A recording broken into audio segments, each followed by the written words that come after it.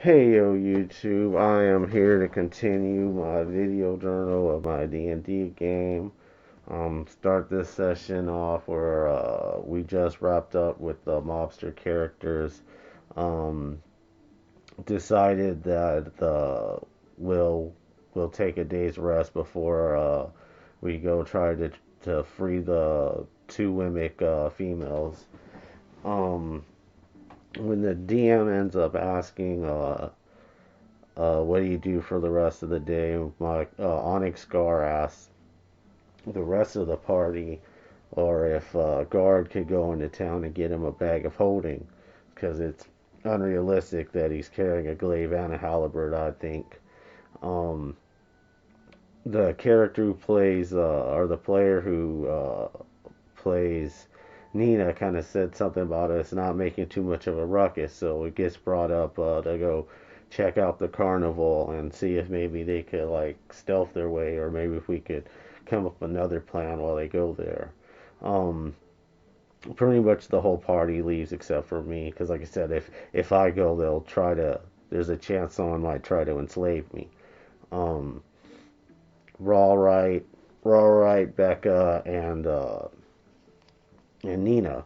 They go to the they go to the merchant store, then they take a wagon to the Colosseum. They said it pretty much Marcelonian city pretty much just looks like something in ancient Rome.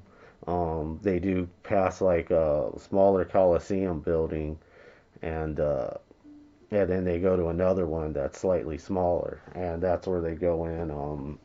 Pretty much all they see, like they're told before they even get there that the Wemmicks will be done with their performance, and all they really see is clowns and stuff like that. They don't really see any entrances. Like they try to pay their way to see the Wemmicks, but it doesn't get allowed. So they head back. Give me my gold. Kind of tell me what happened or what they noticed. I say, well, our plan was always just to bum rush the place anyways when they're performing.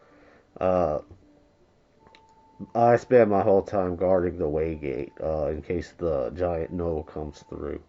Uh, Becca and Rawright end up hitting the town at night.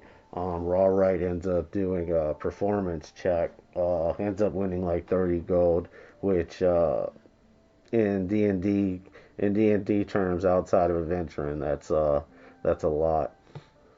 When they come back, Becca tells Onyx Scar and Nina that that while she was there, she did see Type 3 vampires, and something I glossed over before. Whenever they talked to Nina's father, Beck kind of broke down the three different types of vampires in our world, which Type 3, they're pretty much, which Beck is, um, they're still alive, they still eat, they still go to the bathroom, they're able to go into sunlight. And then type 2s are the typical type of vampires that we usually know or come across. And then type 1 is a master and the most powerful of all of them.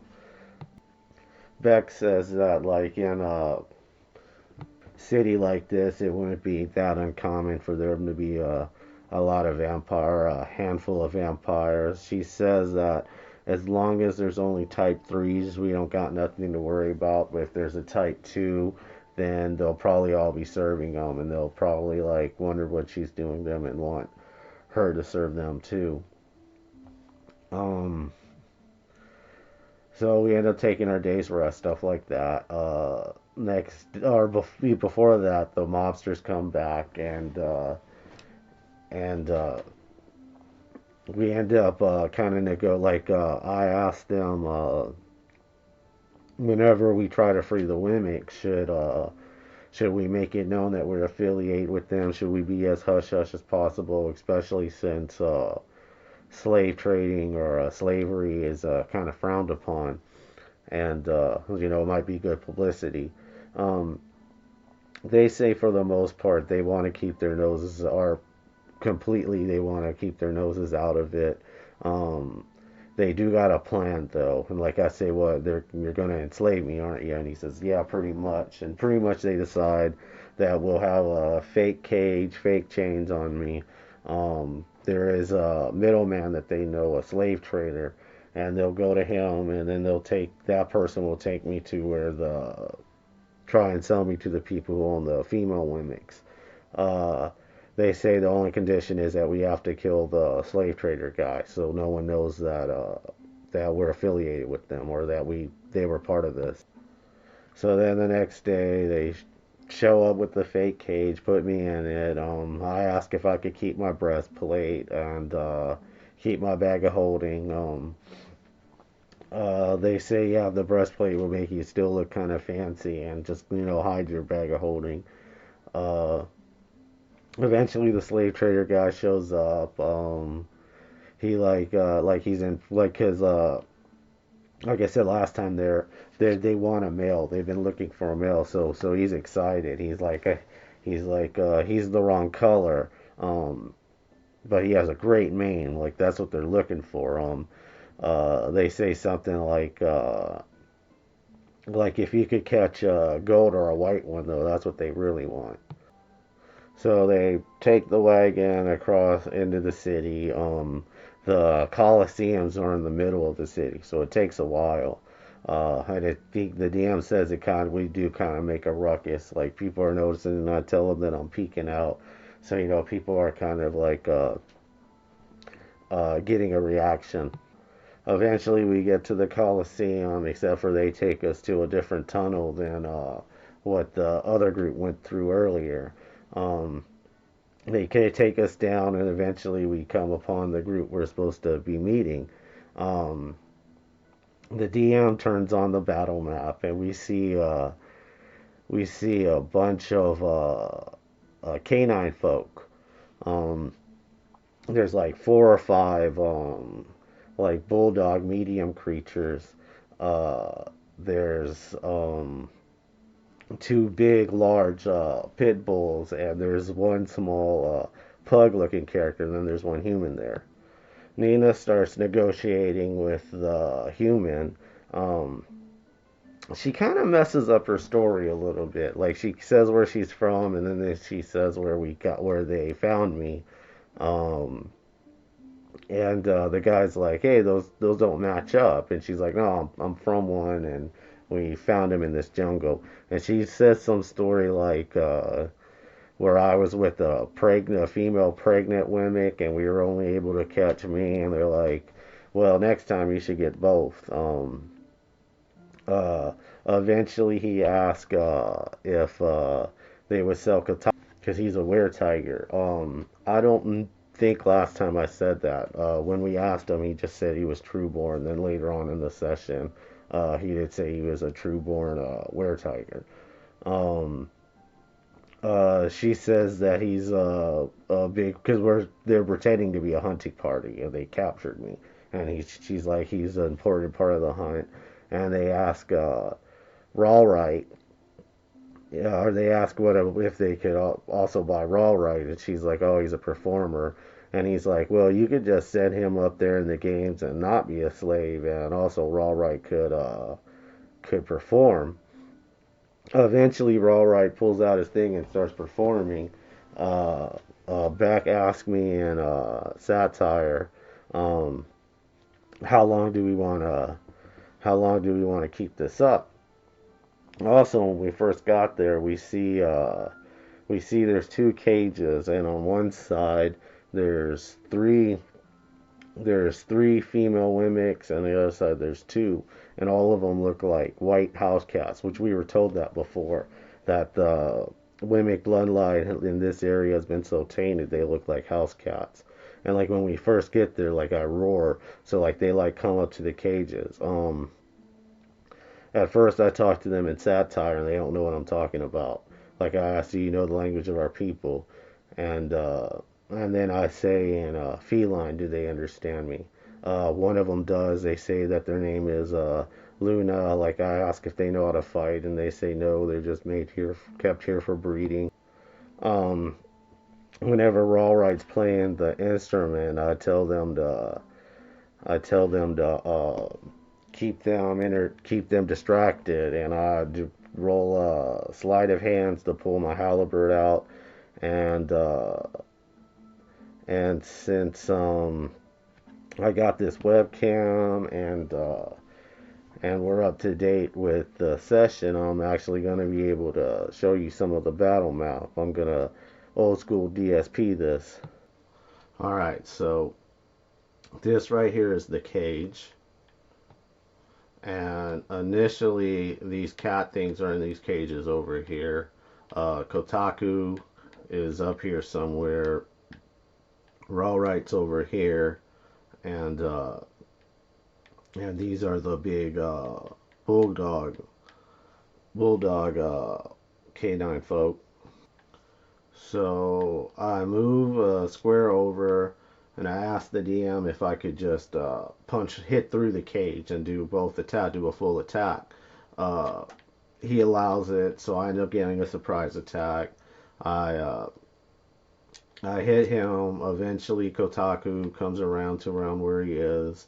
Uh, Ends up holding off a lot of these bulldog uh, canine folks. Eventually, I move down here, and then Becca and Nina end up filling up those slots, and we end up making a really good formation. Uh, Rawright ends up being like here-ish with his two hand crossbows. I end up squaring off with one of the large pit bulls. Uh, let's say Kotaku is holding off these bulls, but he ends up fighting the little pug one, which I thought was actually kind of funny. Um, Eventually, we wear most of them down. I end up killing the big one. This is the slave trader that we're supposed to kill. Uh, Nina ends up controlling this one and ends up holding the guy for most of the fight. Eventually, she starts biting him, and then I want to say Kotaku is the one who got the this is how do you want to do this, and he said he just like cut him in half like an old school anime. So after we clear the mob, um, and these cages down here, there were a bunch of humans. After we free the Wemmicks, uh, Nina Nina starts freeing the humans. Eventually, she comes over here to where this cage is, and she sees this person, which the DM describes as like a Wemmick looking creature. Nina talks back and forth for eventually setting her free. Um, I do a listens check to see if I catch any of the conversation, and I rolled good. I don't remember what I rolled. Um, so I come around the corner, and the DM says the moment that I see her, I could tell right off the bat that she's not a Wemmick. Like she does have a lion lower body, but she's not a Wemmick. I could just tell by the way she smells, stuff like that. Also, like if you look at the picture, she has more of a human face, where we've always described our Wemmicks with pretty much lion heads. Um, she straight up pretty much tells me that she's not a Wemmick, and that these people enslaved her, and they put manes on her and make her pretend like she's a Wemmick. Like I tell her that I that like I show her like one of the dog tails that I took, and I tell her that I avenged her, and our mission is far from here, and although she might be not be a Wemmick, Wemmicks can live free there. And that's where our DM ended up wrapping it up. Uh, Unfortunately, because of my work, I'm not going to be able to play for the next 2 weeks, so it'll be a while before I get back to this game. I might end up starting to recap my high level game during that time, though. So Yeah, I want to know the rest of the story, watch my next videos, and you want to watch the whole story, watch all my videos, and check you later.